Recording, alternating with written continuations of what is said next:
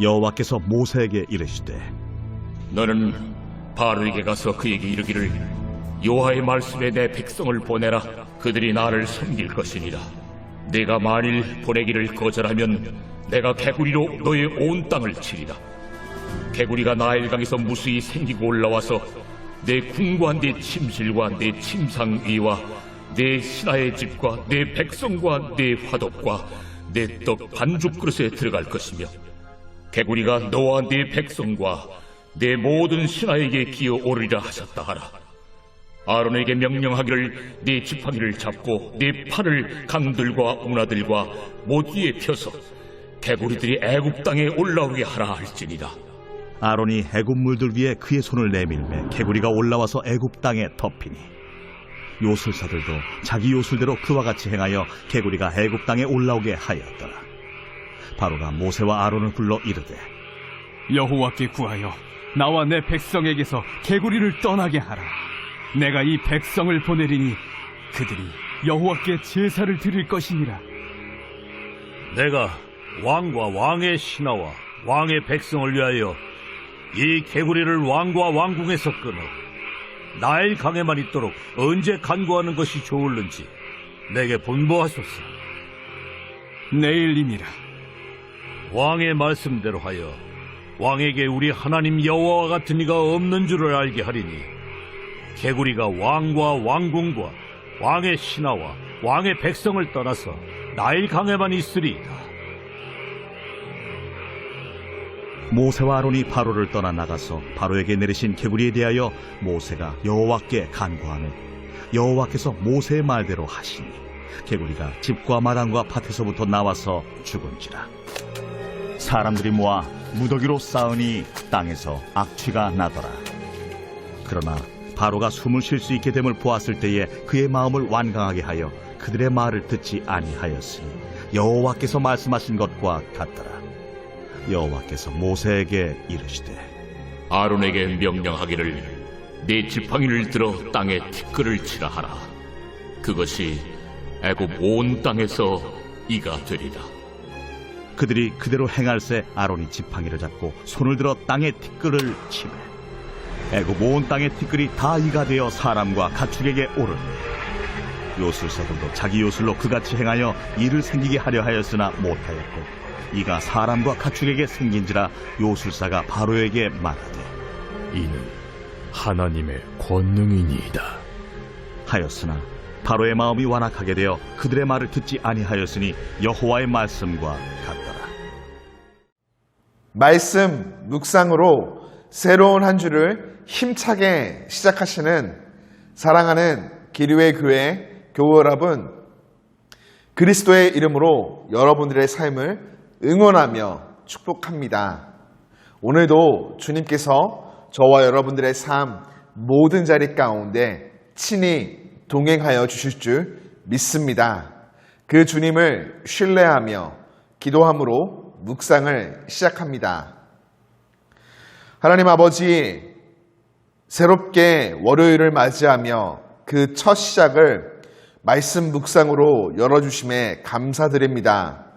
이 아침 하나님의 말씀을 읽을 때 우리 안에 지혜와 계시의 영이신 성령께서 깨달아 알 수 있도록 가르쳐 주시고 그 말씀을 붙잡고 담대히 세상 가운데서 믿음으로 승리하는 삶 살아갈 수 있도록 인도하여 주옵소서. 예수님 이름으로 기도드립니다. 아멘. 여러분, 여호와 하나님께서 나일강을 치신 후 2일가 지났습니다. 7일은 하나님의 기다림의 시간이었죠. 창조자께서 창조의 시간이었던 온전한 7일을 기다리신 것입니다. 그런 후 두 번째 심판이 진행됩니다. 두 번째 심판은 펄쩍펄쩍 뛰는 시끄러운 개구리 떼였습니다. 개구리가 애굽의 온 땅을 휩쓸었습니다.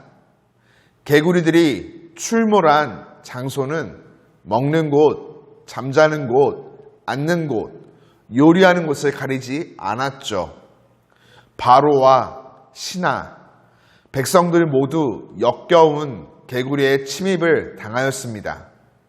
평소에는 균형과 질서를 유지하던 동물들이 오히려 균형과 질서를 어지럽히며 사람들을 위협하는 요인이 되었습니다.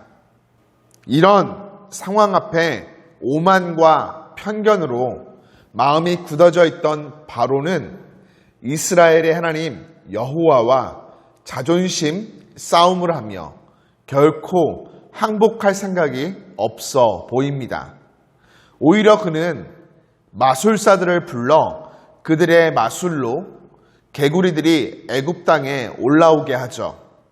어리석게도 이 재앙을 마술로 모방하여 상황을 더욱 악화시켰죠. 이제 바로는 협상을 시작합니다. 개구리 떼가 제거된다면 이스라엘 자손을 보낼 수 있다 제안하는 것이죠. 하지만 누구를 어디로 얼마나 오랫동안 보낼 수 있는지에 대해 일절 언급하지 않습니다. 마음이 바뀐 것이 아니라 교묘하게 수법을 사용하는 것이죠. 모세는 바로의 제안을 받아들여 하나님께 개구리를 물리쳐달라 기도합니다. 모세는 바로에게 개구리 재앙이 끝나길 원하는 시간을 정하라고 말하죠. 자연 현상으로 물러간 것이 아닌 하나님이 하시는 일임을 강조하기 위한 방법이었습니다. 바로가 내일이라고 말하자 모세는 왕의 말씀대로 하여 왕에게 우리 하나님 여호와와 같은 이가 없는 줄 알게 하리다 대답합니다.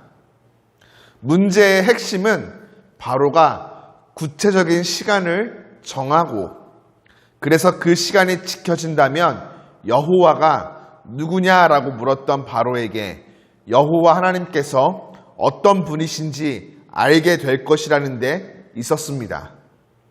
그러나 모세의 기도대로 여호와께서 개구리들을 제거했을 때 바로는 안도감을 가지며 한숨 돌린 후 다시 마음을 완악하게 합니다. 모세에게 한 약속을 어긴 것이죠. 그렇게 세 번째 심판을 위한 무대가 세팅되어집니다. 세 번째 심판은 이 재앙으로 땅의 티끌에서 온 것이었죠.